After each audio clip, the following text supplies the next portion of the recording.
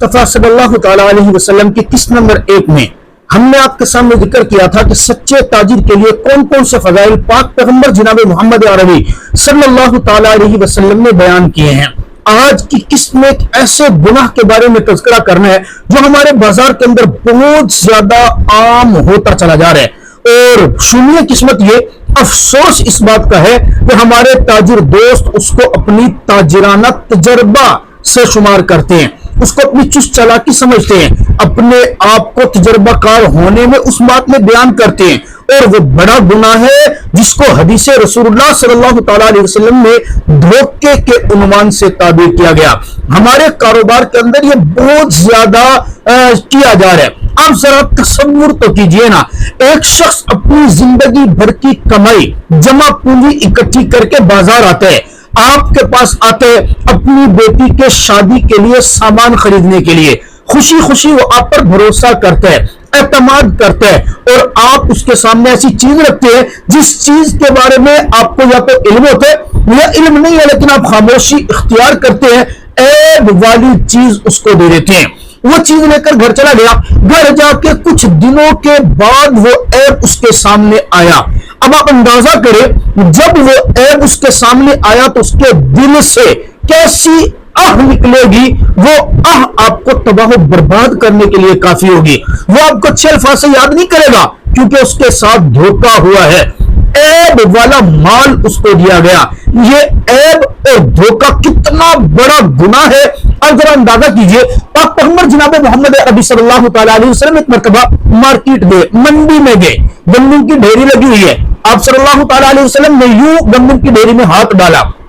اب ہاتھ ڈال کر ویسے اوپر کیا تو محسوس کیا کہ نیچے گیلی گندم ہے۔ آپ صلی اللہ تعالیٰ علیہ وسلم نے تاجر کو بلایا اور بلا کر کے پوچھا، جناب یہ کیا ہے؟ کہنے لگے، یا رسول اللہ اس گندم کو بارش لگ گئی تھی اس لیے گیلی ہوگی۔ آپ صلی اللہ علیہ وسلم غصہ نہیں ہو گئے اور غصے کے عالم میں فرمایا، بھئی آپ نے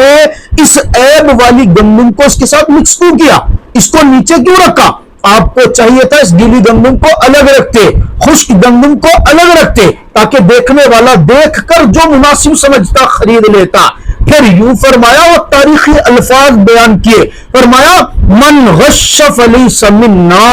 وہ دھوکہ دیتا ہے اس کا ہم سے کوئی تعلق نہیں ہے۔ اب آپ اندازہ کریں، آپ صلی اللہ تعالیٰ علیہ وسلم نے اس کے اوپر کوئی جرمانہ نہیں لگایا، اس کے خلاف کوئی عدالت نہیں لگائی، بلکہ ایک وہ اصول قیامت کی صبح تک کے لیے بیان کر دیا، جو دھوکہ دے گا اس کا ہم سے کوئی تعلق نہیں، اور جس کا رسول اللہ سے کوئی تعلق نہ ہوا تو یقین جانیے کل بروز محشر اس کو کس کی شفاعت ملے گی، کون اس کے ساتھ کھڑا ہوگا، کون اس کے گناہوں کی بخشش کروائے گا، کون اس کو جہنم سے نکلوا کر جنت کے اندر لے جانے والا ہوگا۔ اس لیے یہ دھوکے کی صورتیں اس مارکیٹ میں گندم کی تھی، ہمارے بازار میں اس کی بہت ساری صورتیں ہیں۔ ایک صورت یہ بھی ہے، آپ کے پاس کوئی موبائل آ گیا فریش حالت کے اندر، آپ نے دیکھا یہ تو 5-7 دن چلا ہوا ہے، اس کو اچھے طریقے سے صاف کیا، صاف کر کے ڈبے کے اندر رکھا، لیمینیشن کر کے ڈبے کی دوبارہ پیکنگ کر کے 0 میٹر بنا کے بیچ دیا۔ یہ والی صورت بھی دھوکے میں ہے۔ آپ کے سامنے ایک چیز پڑی ہے، اس کی ایکسپائری ڈیٹ آ گئی ہے، آپ نے اس کو پکڑا، چٹ لگائی، ایکسپائری ڈیٹ کو پوشیدہ کر دیا، یا اپنی جانب سے کوئی ڈیٹ لگا کے ایکسپائری ڈیٹ بڑھا دی، یہ بھی دھوکے کی ایک صورت ہے۔ ہمارے بازار کے اندر شہد خالص نہیں ہے، گھی خالص نہیں ہے، دودھ خالص نہیں ہے، ان کے اندر ملاوٹیں ڈھیر ساری کر کے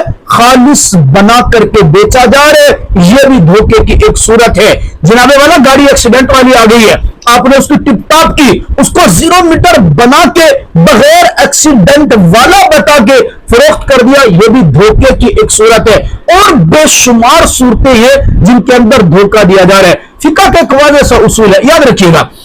علماء احناف نے فقہ کی کتابوں میں واضح اصول، بیچنے والا اگر کوئی سامان ایسا بیچ رہا ہے جس کے اندر کوئی عیب ہے، اس کو پتا تھا یا اس کو پتا نہیں تھا، اس نے سیل کر دیا، خریدنے والے کو جب اس عیب کا علم ہوا تو شریعت اس خریدنے والے کو پورا حق دیتی ہے، چاہے تو وہ اس عیب کی وجہ سے واپس کر دے اور چاہے تو اس عیب کی وجہ سے اپنے حق کی تلافی لے لے۔ یہ عیب کا باقاعدہ باب ہے جس کو خیار عیب کے عنوان سے معنون کیا گیا ہے۔ یہ معاملات سیکھنے کے لیے ہیں۔ جناب نبی پاک صلی اللہ علیہ وسلم کے پیارے صحابی حضرت عمر بن خطاب رضی اللہ تعالیٰ عنہ کی عادت مبارکہ تھی، بازار جاتے تھے، कारोबार करने नहीं, मार्केट में जाते, ताजरों के अहवाल मालूम करते, देखते ना कि किसी ताजिर को तिजारत कर रहा है लेकिन तिजारत के अहकाम नहीं जानता, बाकायदा उसको नसीहत करते। आप जाए, जो काम आप कर रहे हैं पहले जाकर के उसके मसाइल सीखिए। इसलिए मेरे दोस्तों, ये दुनिया है, यहां धोखा आप दे सकते हैं, आम आदमी को दे सकते हैं, यहां आपका धोखा शायद चल जाएगा, आप कैमरा बंद कर देंगे, सीसीटीवी को बंद कर देंगे, शायद कोई नहीं देख रहा होगा, लेकिन वो रब्बे जुल जलाल तो देख रहा है ना। आपका धोखा वहां तो शुमार हो रहा है ना, थोड़े से प्रॉफिट के बदले आपकी इबादत वो आपके लिए, आपकी तिजारत वो आपके लिए इबादत नहीं रहेगी, बल्कि वो आपके लिए वबाल बनती चली जाएगी। इसलिए अर्ज कीजिए, आज के बाद हम तिजारत तो जरूर करेंगे लेकिन तिजारत के अंदर धोखा नहीं देंगे, तिजारत के अंदर ऐब को नहीं छुपाएंगे, तिजारत के अंदर झूठ को नहीं बोलेंगे। अगर हमारी फरोख्त शुदा चीज के अंदर ऐब निकल आया, भाग वापिस लाया, तो खुश दिली के साथ उसको वापिस कबूल करेंगे। अल्लाह ताला मुझे और आपको समझने की तौफीक अता फरमाए। रही बात यह कि कौन सा ऐब ताजिर ने वापिस लेना है, कौन से ऐब की वजह से उसको वापिस नहीं लेना, इसके लिए इंशाअल्लाह अगली वीडियो हम आपके सामने पेश करेंगे।